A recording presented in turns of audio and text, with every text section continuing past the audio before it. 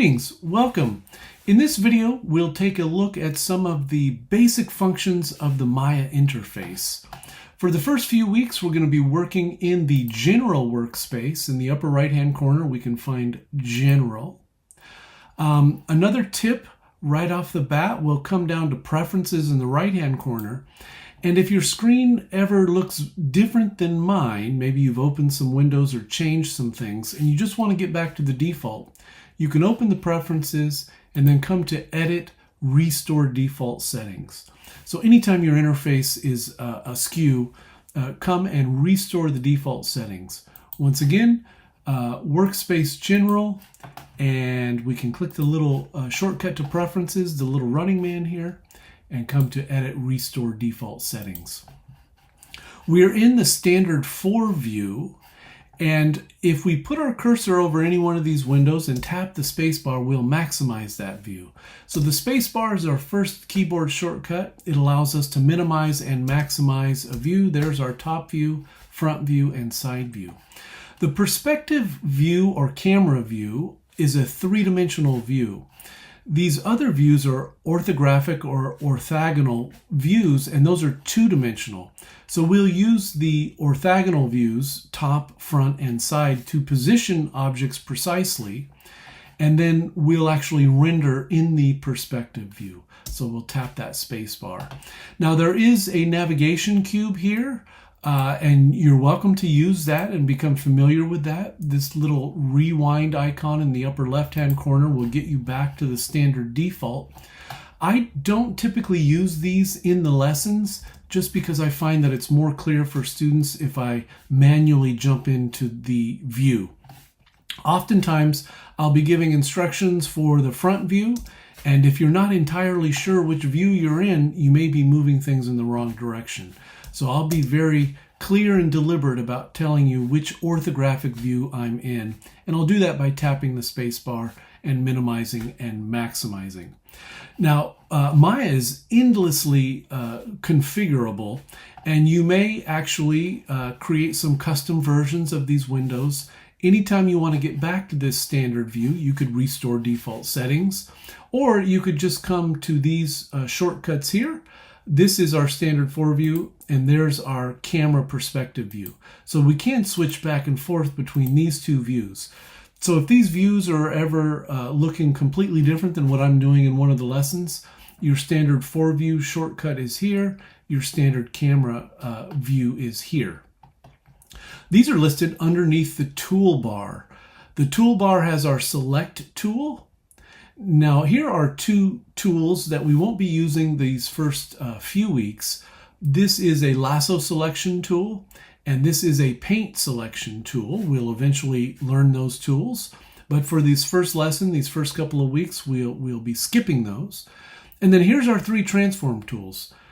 Transform collectively means translate, rotate, or scale. Translate is the word for move.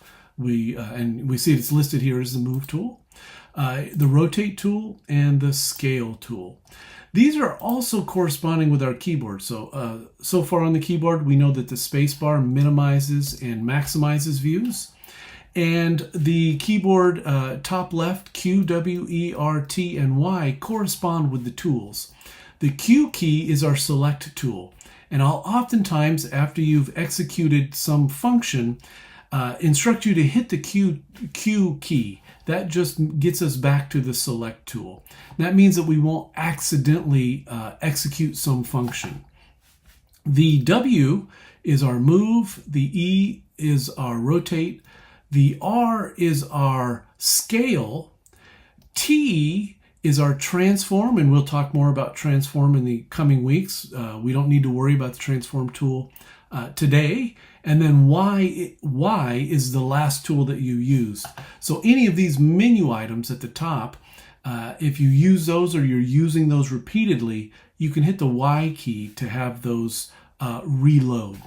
But for now, for this session, the select tool, the move tool, the rotate tool, and the scale tool, or Q, W, E, R on the keyboard. And the one keyboard shortcut that I want you to remember is just to hit the Q key to get back to the select tool. This also reminds me to remind you to have a notebook available to you, or a system of taking notes that may be a Word document or something similar. Because in these instructional videos, there's way too much information to remember. So far, right, we've talked about using the space bar. You should jot that down in your notes. Hitting the Q key, coming to the general workspace. We've got a shortcut to our preferences in order to restore default settings. And then we know that we have a standard 4 view, a standard camera view. And so all of that, right, I think it's very helpful for you to have in a system of notes. So I'll remind you throughout the semester that as you watch the videos, the instructional videos, also be jotting down some notes. Now, as we come up to this listing here, you can see all of these icons. These correspond, and these are called shelves. And the shelves are simply a collection of your most used tools in any one of these categories. Note that it's not comprehensive. If we come to these drop-down menus, there's actually some more tools than are listed here in the shelves, but the shelves give us the most often used tools. Make sure we're clicked onto Poly. If you've clicked on one of the others, feel free to explore and take a look. You can hover your cursor over and it'll tell you what the icon is. But let's make sure we're on Poly Modeling Shelf, and we're going to create our first object. Let's create a cube. So we have a sphere, we have a cube, we have a cylinder, a cone, a torus, a plane, a circular plane, etc. So we'll click on cube, and we have this cube created at the origin. And let's talk about a few of our additional keyboard shortcuts. I'm going to tap the space bar to make my perspective view active. And then new keyboard shortcut, the F key. The F key. When I hit the F key, it will frame or focus whatever we have selected. So we created a cube by default. When we created that, it comes into our universe, our space here selected. And that allows us to see the outliner. So on the left-hand side, we have an outliner, and that lists everything that exists in the scene. So far we see our cameras, right? Our cameras exist as objects in the scene. And then we have a default light and shading set. And then we can see here we have our Polycube 1, P-Cube 1. And you'll become familiar with these icons as the semester progresses. Now, we can see everything that exists in our scene here in the outliner. On the right-hand side, all the way over on the other screen, there are 3 tabs here that we want to take a look at. I'm currently looking at the modeling toolkit, and we will, this is a window that we will become very familiar with. By mid-semester, you'll be really comfortable employing the tools that you find here in the modeling toolkit. And this is just an abbreviated set of modeling tools. You'll also find them in the Poly Modeling Shelf, and you'll find them as menu items up here: Mesh, Edit Mesh, Mesh Tools, Mesh Display. You can see there's a lot of menu items, and what we have in the modeling toolkit is just our most used items there. We have the channel box, and I'm going to start with the channel box. When we click on the channel box, we see the transform, rotate, and scale information for the selected object. I'm going to click into open space just to click off of that. You can see now that my cube is deselected. Those green outlines disappear. The channel box is now blank, and we can see that in my outliner that's no longer selected. So these menu items are showing you the information for whatever it is that you have selected. If you click off, right, you won't see that information, and all we need to do is reselect it. We can reselect it interactively in the interactive space, or we can reselect it in the outliner, and we can see that here. And at this point, we can talk about what these mean. The translate X, Y, and Z as 0. I'm going to zoom out a little bit, and let's talk about navigation. When I hold down the Option key and my left mouse button, I can dolly around the object.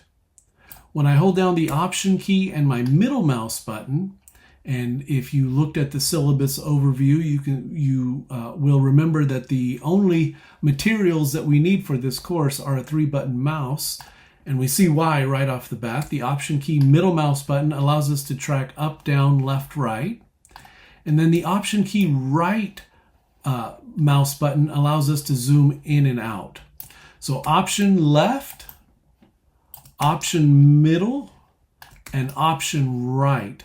That's how we'll navigate.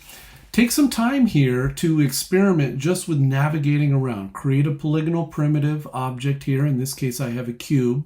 It's sitting at the origin, 0, 0, 0, and you want to get the hang of being able to navigate around the scene, right? Option left, Option middle, Option right. Now, sometimes, especially as a beginner, you might zoom and make it go way far away and you can't find your object. Make sure that it's selected in the outliner and hit the F key, and it will frame or focus. Now, I just did something there without clarifying. When I hit the F key there a moment ago, because I had clicked on the outliner, this is the active window. So let me take another subtle digression and talk about active windows. So when I click into the outliner is now active. And if I hit the F key, it thinks that I'm executing F within this context. Likewise, if I was to click in the channel box, and now if I hit F, right, it thinks I'm trying to put the F in the field, which wouldn't make any sense to it. So if I want to hit the F in order to frame or focus, the panel itself needs to be active. And the way that we make that active is just by clicking in this open space. You can click in this space, but you would then deselect. So when we want to make a window active, click in this space here. I'm going to tap the space bar and just show you.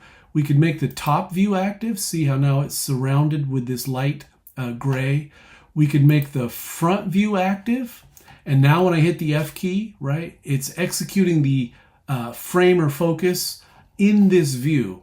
I can click on this panel and hit the F key, click on this panel and hit the F key, click on this panel and hit the F key.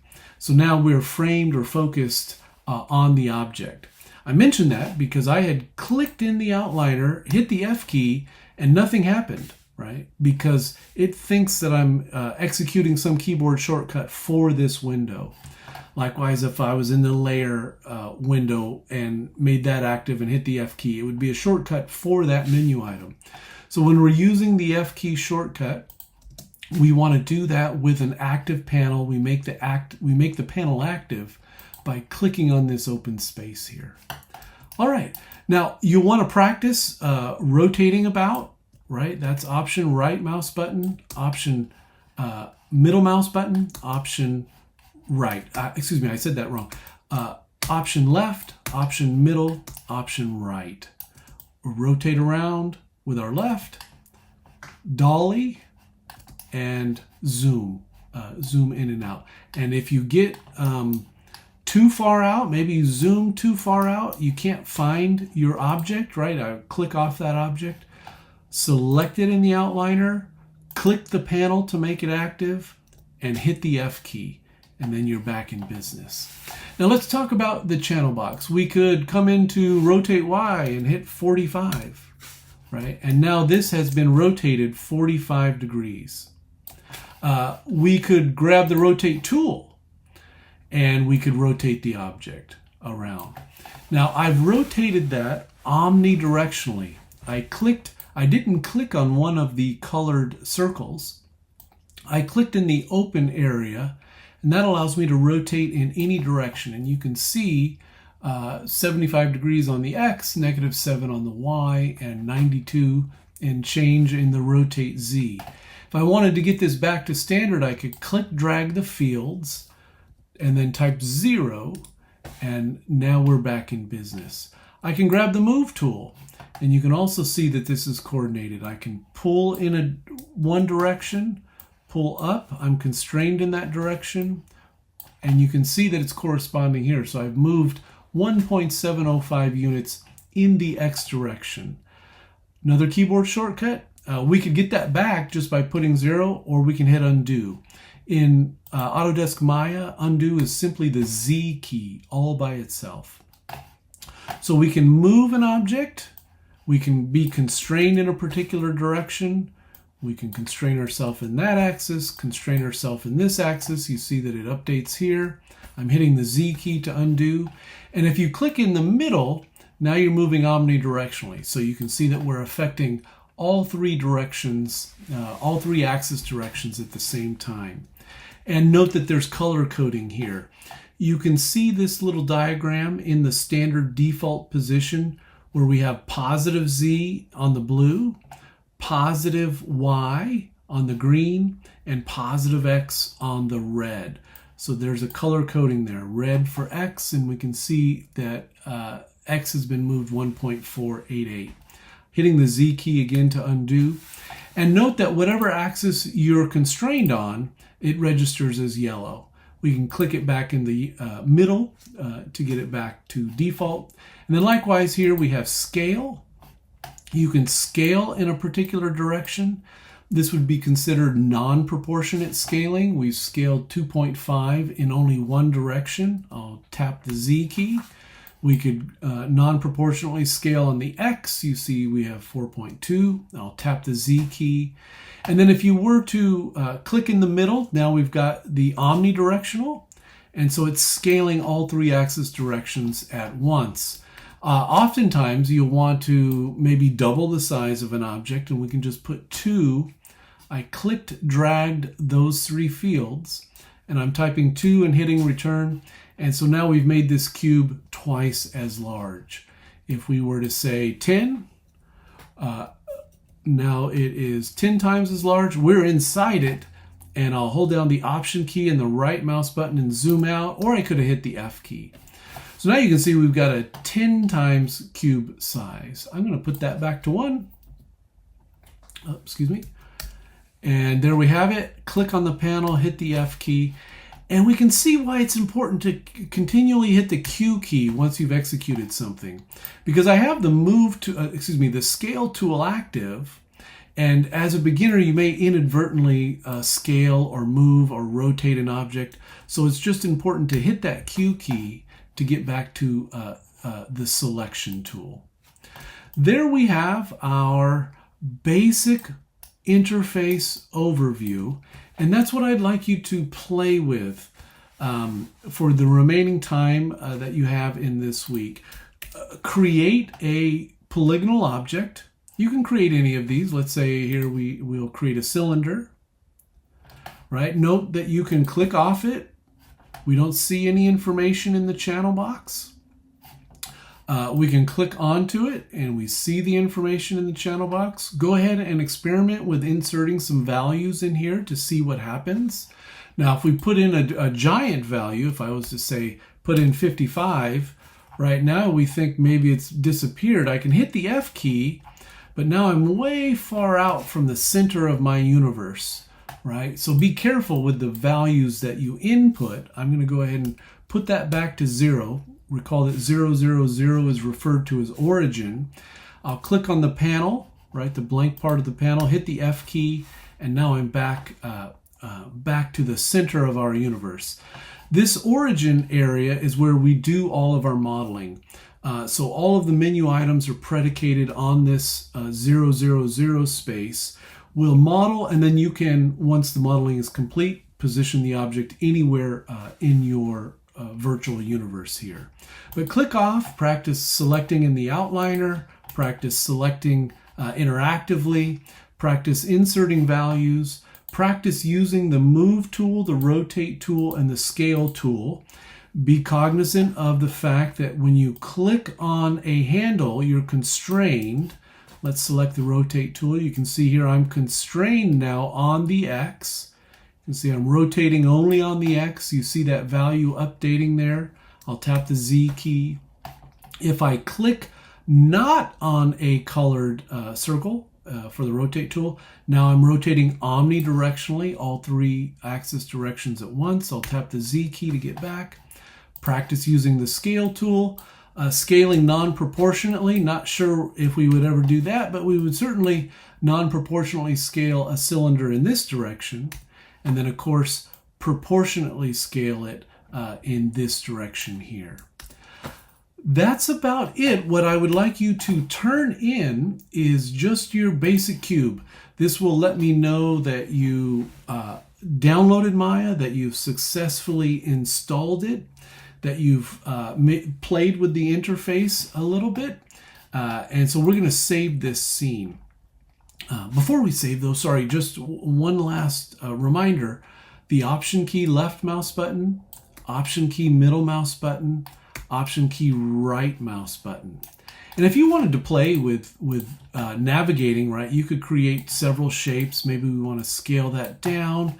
Maybe you would jump into the orthographic view and we could position that. I will show you snapping in the coming weeks, how we could be very precise with snapping. But if you just wanted to play around with positioning some objects, that would be a great way to become familiar with your transform tools here. How do we move, rotate, and scale objects?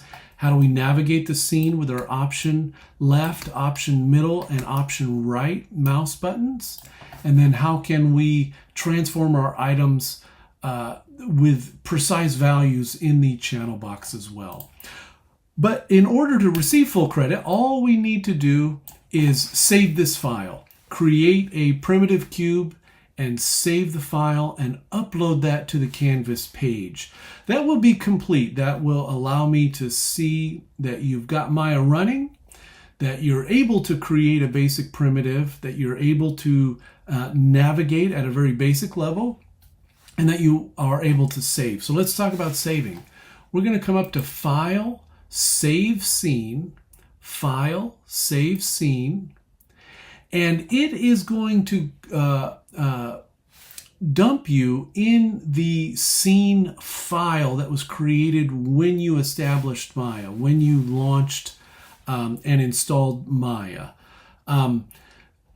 Note that it's Documents, Maya, Projects, Default, Scenes, but probably what you would want to do here for this first day, for this first project, just save it to your desktop, whether you're on the PC or Mac side. So we can see here that it is going to save to my desktop. Make it your name. Everything that you submit this semester will be your name, your last name and your first name.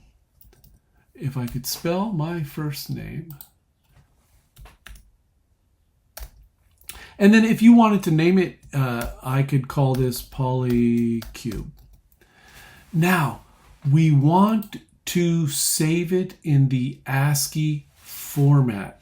There are 2 formats. Maya just has 2 formats.